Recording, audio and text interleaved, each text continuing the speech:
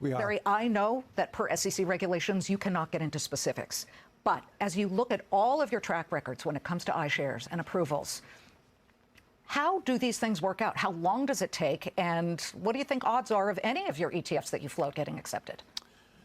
Well, we try to do what's right for the long-term investor, and I think we have a good track record working with our regulators and trying to making sure we're thinking about all the issues around any filing. And so I can't get into the specifics of this filing, but I think the chart speaks quite well. We work really closely with our regulators, and we want to hear from the regulators what are their issues and how can we fix those issues around that. So we hope that, like in the past, we could be working with our regulators and get the filing approved one day. And I have no idea what that one day will be, but and so we'll see how that all plays out. Specifically on Bitcoin, as I've said in the past, we're a believer in digitization of products.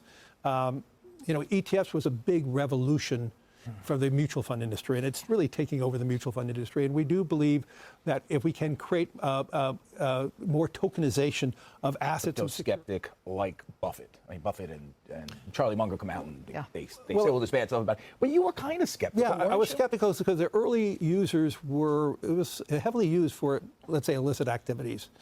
And I think as it became more accessible, and also I do believe the role of crypto is it's digitizing gold in many ways.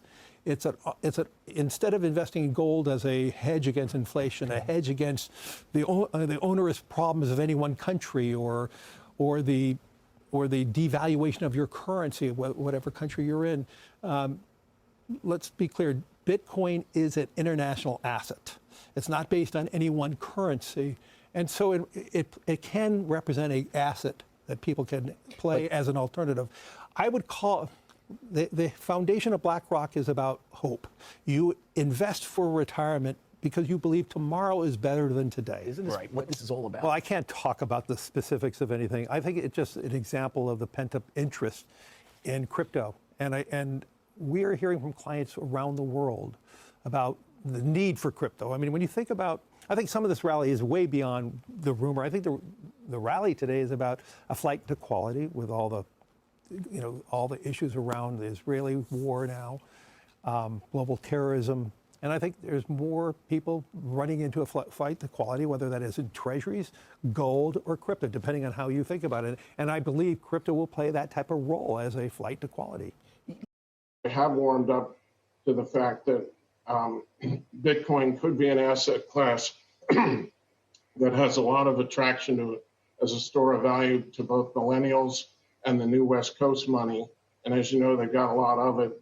It's been around for 13 years, and with each passing day, it picks up more of its stabilization of a brand. So I own many, many more times gold than I own Bitcoin. But frankly, if the gold bet works, the Bitcoin bet will probably work better because it's thinner and more liquid and has a lot more beta to it. A couple of months, I don't have a clue. My view is that people have lost a lot of money in crypto. They've been speculating in stuff that they probably don't know anything about, especially if they're surprised to have lost money, because most of the ICOs that came around in 2017 have gone to zero. And I'd say you've got probably 10,000 coins right now, and all except for Bitcoin, in my opinion, even including Ethereum, have competition. And some of those things, there's I don't know, 4,500 public companies or so, and there might be 4,500 venture things involved in the crypto space that might work out.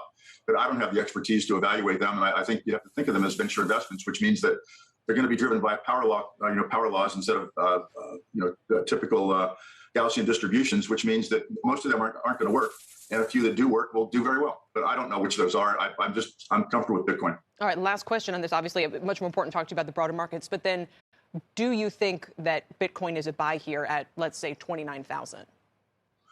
I would say that, again, I'll repeat what I said earlier. I haven't heard a good argument about why you wouldn't put 1% of your liquid net worth in Bitcoin.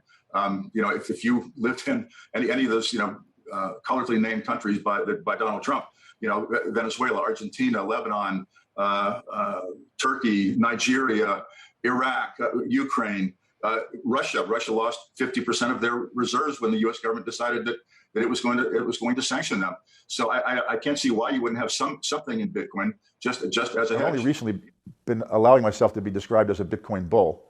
I used to tell people, they say, "Oh, you're a Bitcoin bull. You own a lot of Bitcoin." I'm like, I do own a lot of it, but I'm actually a Bitcoin observer, and I'm observing its trajectory as a new technology and comparing it to the trajectories of things like the printing press, or the steam engine, or the railroads, or the automobile, or electricity, and it's following that very not predictable, because it's not predictable certainly in the early days, a well understood path for the adoption of new technologies.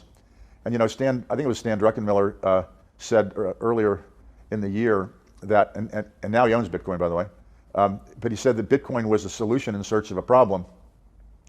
And what I've found amusing about that is every new technology is a solution in search of a problem. Because you have a new technology, then you try and figure out what you're going to do with it.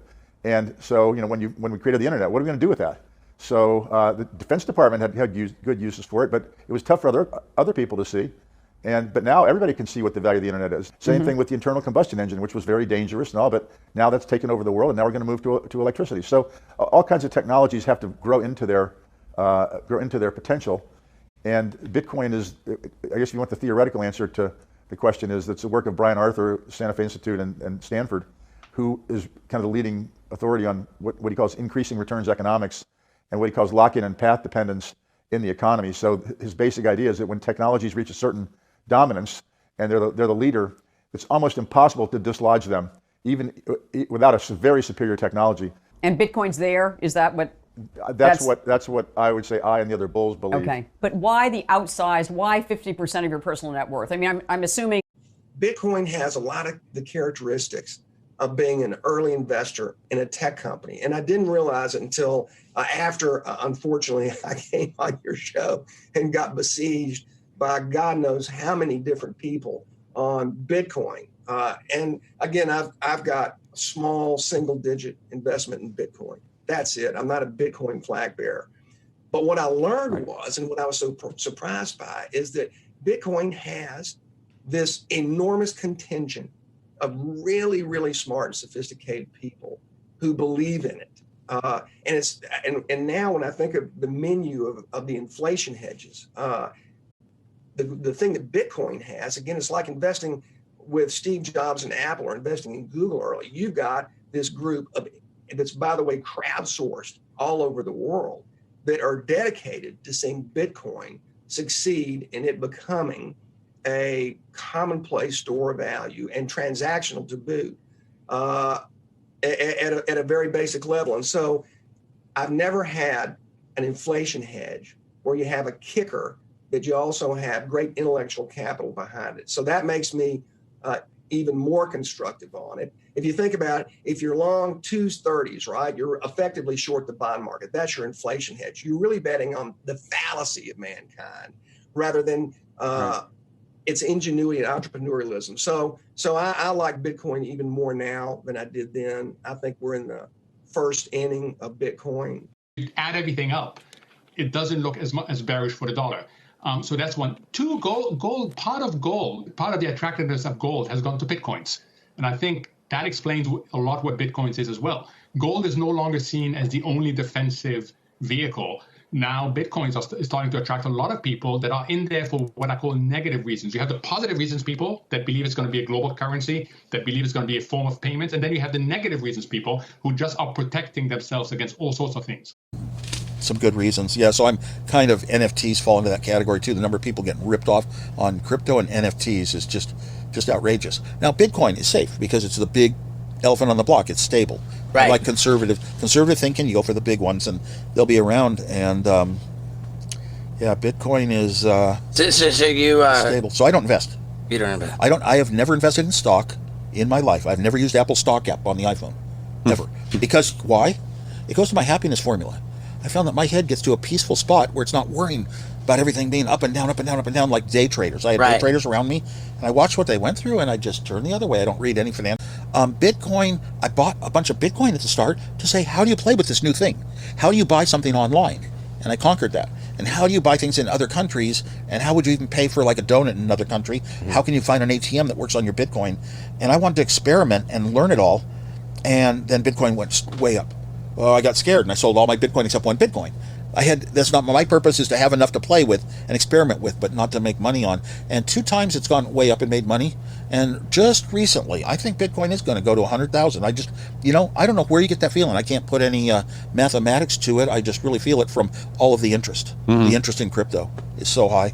And so I put a bunch of money into an online wallet account, Coinbase. And pretty much it's sitting right where it was right now. It went way up, it doubled, and then it halved again. And, but that's not my way in life. I'm just... Maintain their monopoly on money? I don't think there will be a Bitcoin standard.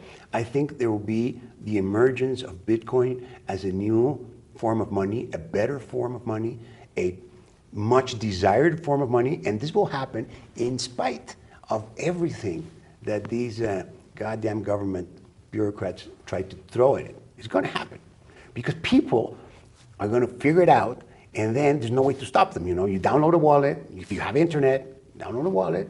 You trade your coin, your fiat for some coins, and there you are.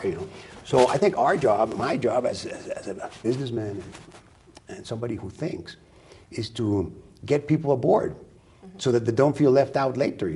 The allocation of trillions of dollars. And then in financial services, Chris talked about it earlier, but Bitcoin and things like it is the equivalent of the red pill. Okay? We are entering a completely world of uncharted water right now. Have you made any investments in Bitcoin? So, I personally, I own Bitcoin in my hedge fund. I own Bitcoin in my fund. I own Bitcoin in my private account. It is a huge deal. It's a huge, huge, huge deal. Because what you're talking about right now is for the next 3 to 5 years, an unbelievably better store value. It is gold 2.0, right? The value of gold that hedges the world economy about $9 trillion, right? $1,300 an ounce, of which only $100 to $150 is the actual production value. So all the rest of it is imputed, where, Lena, you and I have decided that it's worth $1,300 an ounce. Well, guess what? I can do the same thing with Bitcoin, except now I could do it outside the purview of every single government. It's being used everywhere where you would think it would be used. Russia, Iran, Iraq, Egypt, Venezuela, Argentina, everywhere where you have currency pressure, everywhere where you want to basically shield your assets. And then after that, it'll probably become a payment mechanism. So in all of these 3 industries, you're talking about trillions of dollars up for grabs. Up for grabs, right? And it's just about trying something. Right. And taking a few months to understand what the opportunity is and then hit the scene. See, the world is changing. And we have our own government looking into like CBDCs and these central bank digital currencies, and obviously there's going to be some policies within those that not everyone appreciates. After this conversation, if people don't understand the danger in that, right? Yeah, I imagine that most people don't understand the danger. Well, in that. They should watch this. I think that'd be clear. But all you have to do is just point to China. You have a central bank digital currency in China that the government can expire at any point. Yeah. If they want to increase spending in the economy, they just say like your money's about to expire in a week. Yeah. Everyone goes out to spend it because otherwise it's worthless. These are the capabilities that digital money enable. And if we are not aware of what those policies are, or who, more importantly, makes those decisions, it's that to me is the biggest threat to freedom. Yeah. It's not just like that is speech. That is action, and that's everything.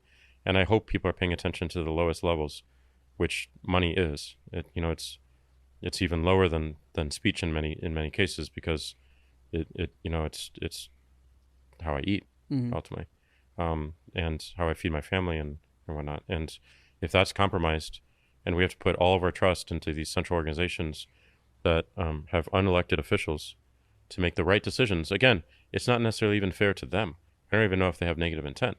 They're doing what they think is best for probably selfishly themselves and also for the government that they serve.